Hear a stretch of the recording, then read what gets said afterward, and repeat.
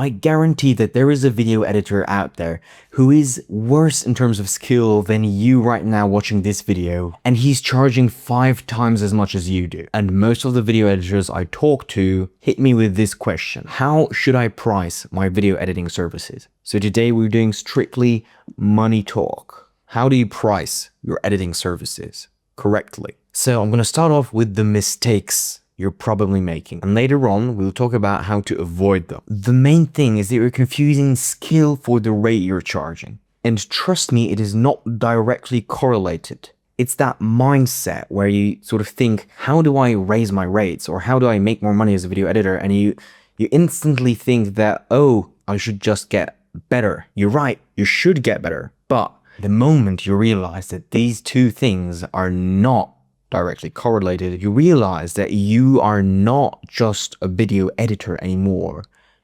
You are responsible for an entire video editing business, literally.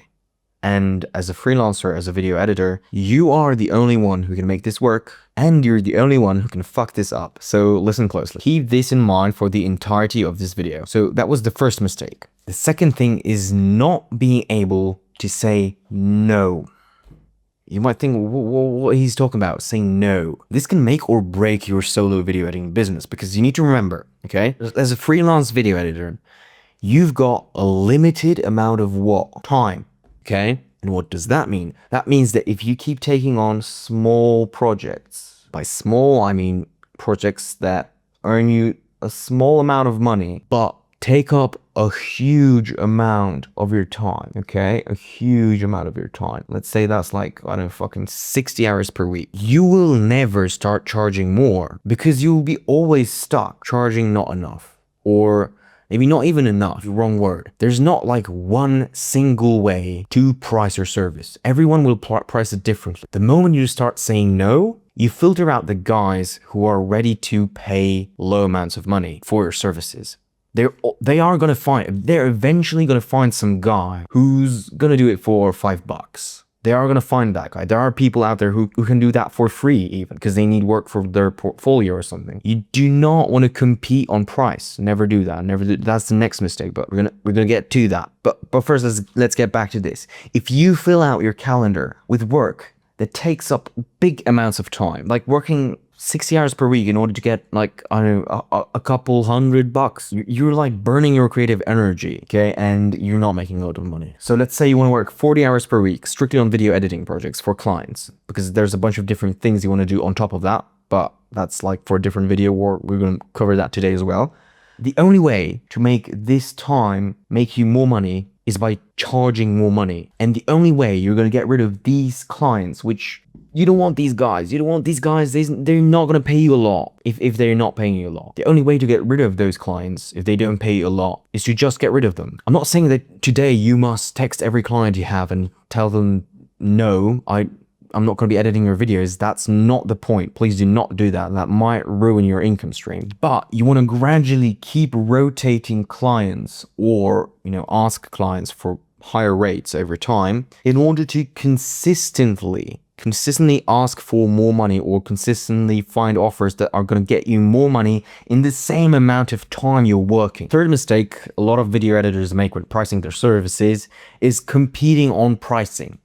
This applies to anything. If you're competing on pricing, you're going to get out-competed very quickly, because as I've said, there's always someone who's going to get it done cheaper. And this is just getting you into the spiral of nowhere, basically. And I also hear a lot about saying no, okay? Back to that for a sec. I hear a lot that I'm afraid that they will say no after I raise my rates, because let's say you've got already a couple of clients, okay? Let's say you've got already like 2-3 clients and they're not paying you a lot. You feel like they could pay a little bit more, and you're afraid that they're going to say no, okay, to the price raise you offer. That just gets back to what I told you. You want to keep rotating your clients. So let's say you currently got like 4 clients or 3 clients. What you want to do now is you want to go to client number 1, 2, or 3. Usually the one that pays you the least, okay? The one that pays you the least, so the one that's got the smallest dollar right here. Say the client number 3 pays you the most. You're going to go to client number one and you're going to ask him for a raise. Okay. You're going to ask this guy for a raise. I mean, raise, not the right word, I'd say. It's just, you're going to ask him if he's ready to pay more for your service. If he says no, what you want to do is keep editing for him for the next 1, 2, 3 weeks. In the meantime, keep looking for client number 4 soon. And once you land this client, and hopefully he pays you so much that this won't fit on the board, but you get the drill. And you're going to get rid of this guy once you like get a consistent relationship of incoming videos from client number 4. That's the moment you just go to this guy and say no. But how do you find this guy? How do you find this guy? How do you make sure that you find a guy who's paying so much that this won't fit on the board? Well, it's actually simple. This gets back to saying no. Because let's say today you got 3 inbound leads or 3 responses from your outreach. That's like a topic for a different video. But let's say that today you got 3 messages or 3 emails, whatever. Somehow they are responding to you and they're offering you a price, okay? That you're looking for that client number 4 who was here. That client number 4, the one who's going to pay you the most in comparison to the clients you currently have. You've got 3 new leads asking for your service. Doesn't matter how you landed them or how you got in touch with them. Anyways, let's say that neither of these guys will beat client number 3, which was here. The client number 3 was paying you the most currently, is paying you the most currently. And you want to make sure that the new client, that this client makes you more money. What do I do if neither of these guys offered me an amount of money that will beat client number 3? I say no, no, and no. And what a lot of video editors do is that they're going to get a client who pays similarly to client number 2. Client number 2, remember? This guy was like, I mean, guy number 1, we were trying to get rid of him, but this guy is like, he's like the mid-tier client. Number 3 is better. 4, we need to find this guy. If a lot of you guys would say yes to one of these offers that would be close to number 2. You don't want to do that. Why? Because this comes back to what I said earlier. You've got a limited amount of time and your goal is to raise your rates. Go up, increase, improve. And that's just staying in place with your prices. I'm not talking about skill. We're not talking about skill today. You can watch a bunch of different videos on the channel for that. But then a lot of video editors ask me, but what then? Okay, I said no to 3 of my inbound leads or outbound leads, whatever. What now? I didn't land a single new client today. What about this? How do I find this guy? What you do is you send out so much outreach until you find a guy that finally is going to say yes. I mean, you're going to say yes to the guy who's finally going to be better than client number 3 in terms of how much he's able to pay you. And so you need to be relentless. If you are not able to find a guy who's going to, definitely beat the client, your best paying client currently. So let's say you sent out 50 outreach emails, okay? Or messages, DMs, whatever. If you still weren't able to find a guy that would do that, what do? You don't give up and say yes to a client that does not raise your rates. You just send out 100 outreach emails, 200 outreach emails until you find a guy that finally says yes. And what if you don't have time to do that? What if you don't have time to send out that much emails? Well, you go back to client number 1 and you tell him that you're going to stop editing today. Because if you don't have time reserved for strictly your marketing purposes of your business, you're going to get lost. If you don't have a consistent stream of like inbound leads, or if you don't have a consistent stream of looking for better clients in terms of pricing, but also in terms of upgrading your portfolio, your plans, your future stuff, not constantly looking for better options, which is the only way to do that is just by marketing your services essentially, then you're stuck. You don't want to do that. So you always want to reserve like 20% or 30% of your time to either like sending more outreach emails, DMs, or creating content that is going to attract more clients. But that's like something that we can talk about for hours and hours. Today we're certainly focusing on this part. Okay, so these were the mistakes, but one more thing I want you to sort of keep in mind, I think we would even call this like another mistake a lot of editors make, is they're not correctly identifying which client actually pays them the most. And you might be like, what the fuck are you talking about? Like, I've got client A and client B, right? And both of them are sending me over an invoice, and one is 1K and one is 1.5K. So like, it's obvious that client is better, right? No, it's not obvious. Because if you spend 10 hours editing these videos and you spent 20 hours editing these videos, you essentially were making $100 per hour here, and I think it's like $75 per hour here. This comes back to what I said earlier, which is like you've got a limited amount of time during the day or during the week. Yet this client, if you spend 10 hours editing this versus 20 hours editing this client is the one you want to retain longer, or retain in comparison to this one, basically. Another thing I see a lot of video editors do, actually I'm not even going to draw this, it's not having the balls to ask for more. You need confidence.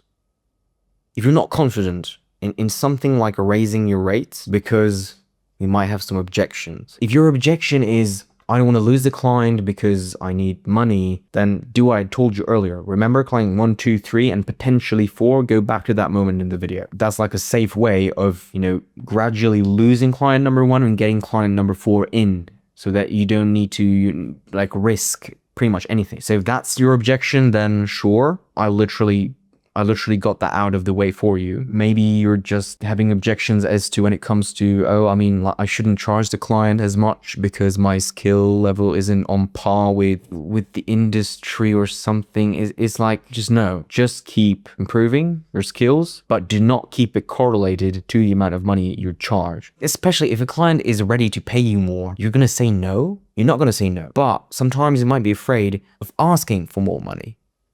And I addressed that earlier. But then if you're messaging a client or he's messaging you, a lot of the times you will face the moment where you're gonna have to give him a particular price, and he's gonna require you to give him a price estimate, right? So that's the moment a lot of video editors get lost as well.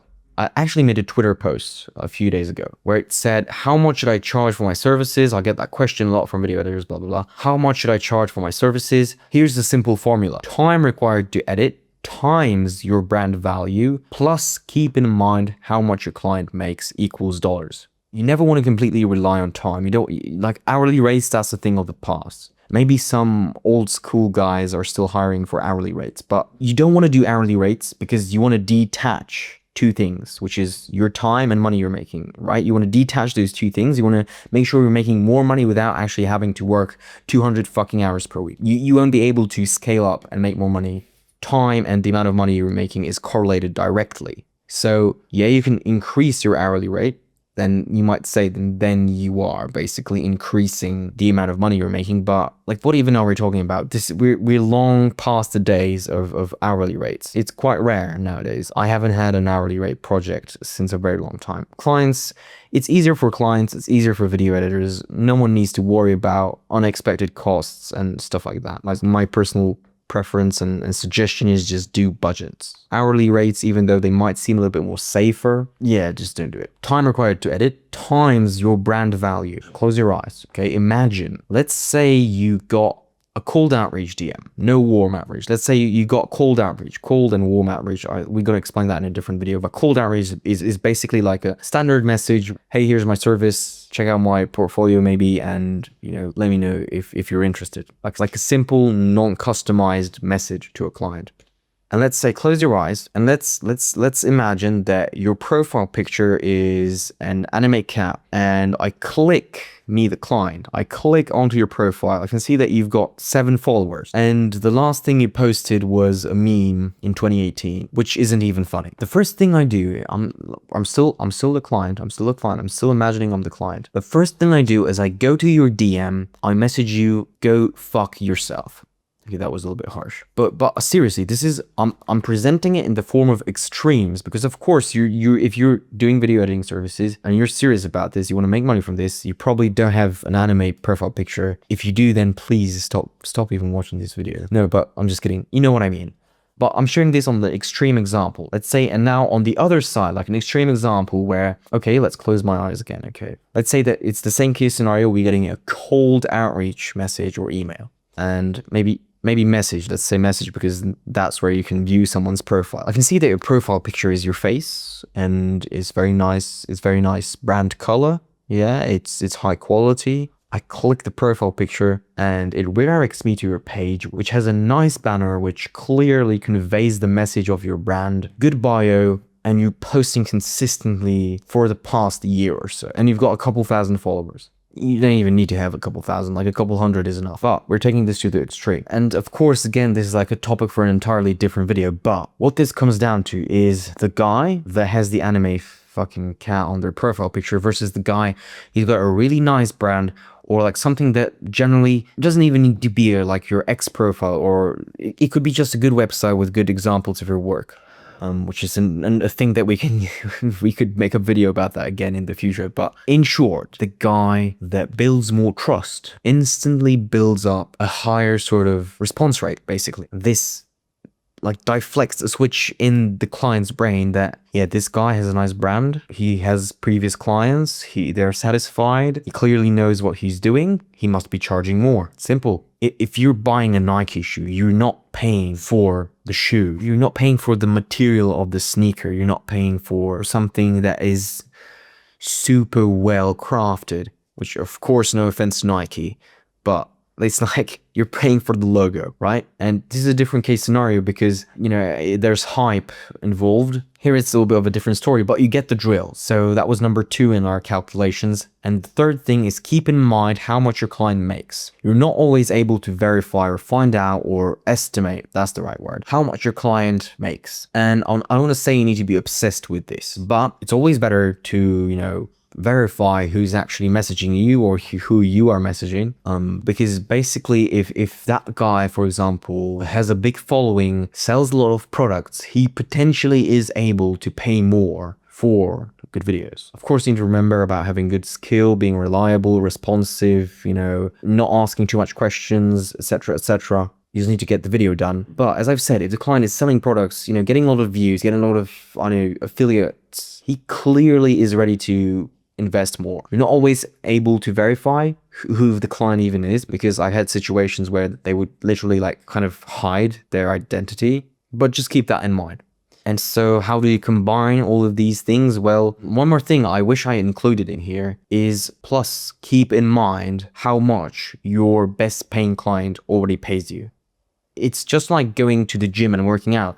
A lot of people compare themselves. They're 2 months in the gym and they're comparing themselves to Arnold Schwarzenegger. Of course you're going to be skinny. Of course you're not going to be muscular. If you take a photo 2 months earlier and look at your progress, then you might see a big difference. You don't want to charge Arnold Schwarzenegger pricing if you're not Arnold Schwarzenegger yet. Or if your previous client didn't pay Arnold Schwarzenegger rates, that makes sense. Maybe that's a little bit fading out of the way, but you get what I mean. I also hear a lot that you should consider the amount of time the client gives you to complete the video, like the deadline. And essentially most of the time it does matter, of course, because, you know, if someone gives you a deadline of 24 hours, then you need, and that video requires 20 hours of your work, then number one, you're not going to sleep enough. Second of all, you are basically grounded when it comes to working for different clients or making content for your personal brand or doing outreach, etc., etc. So yeah, in that case, you want to charge that guy more because that's like literally premium turnaround. If it's like 3 days, 4 days, it's like the difference between 3 and 4 days or even more, not a huge one, not a huge difference. But just keep it in mind, if it's like